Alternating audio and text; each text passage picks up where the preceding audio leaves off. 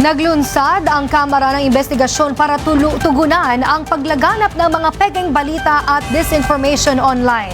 Dito nabuo ang House Tri Committee na kinabibilangan ng Public Order and Safety, Information and Communications Technology at Public Information.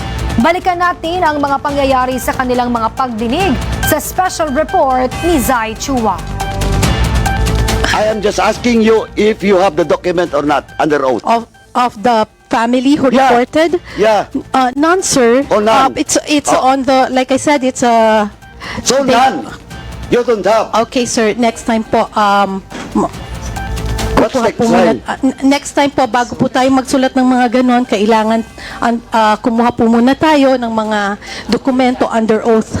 At hindi tayo basta magbabase sa sinasabi Chair. ng mainstream media. Sinong hindi makakalimot sa mahigit 6 na oras na pagdinig ng Committees on Public Order and Safety, Public Information and Communications Technology o TRICOM ukol sa pagkalat ng fake news at maling impormasyon online. Sa ikatlong pagdinig, napilitang magsorry ang ilang vloggers at umaming wala silang hawak na dokumento at peke ang kanilang mga malisyosong posts sa social media. Pero paano nga ba nagsimula ang investigasyon ng TRICOM at paano tumakbo ang unang pagdinig noong Pebrero?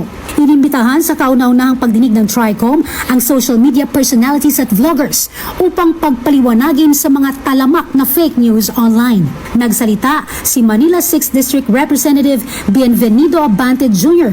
laban sa isang vlogger na hindi sumapot sa pagdinig. Sinabi ko ito sapagkat matindi po itong mga akusasyon na ibinigay nitong gusto ko nilang magmura eh. Hindi na ako magbumura muna. Ang tatapang sa pagmumura, nang wala tayong kalaban-laban. Ngayon, pag kaharap dito, hindi makaharap dito. Oo. Mga takot din pala yung mga yan eh. Bumuelta rin si 2nd District Surigao del Norte Representative Robert Ace Barbers. Diba? Kayo, ang gagaling nyo magtuligsa eh.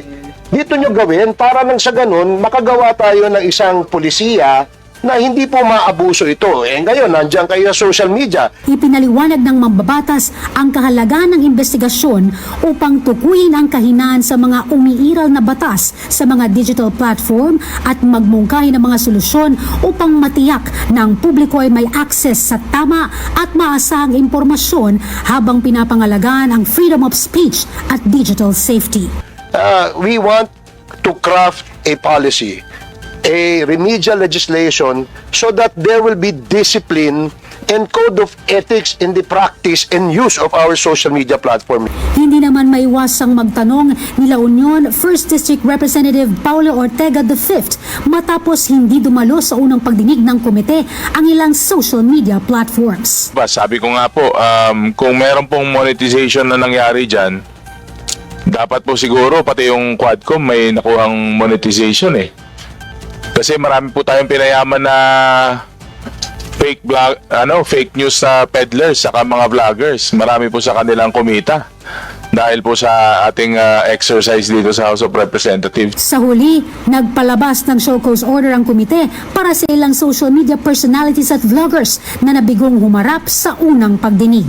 Abangan ang part 2 ng aking special report. Para sa totoong balita sa Bagong Pilipinas, Zai Chua, Congress News.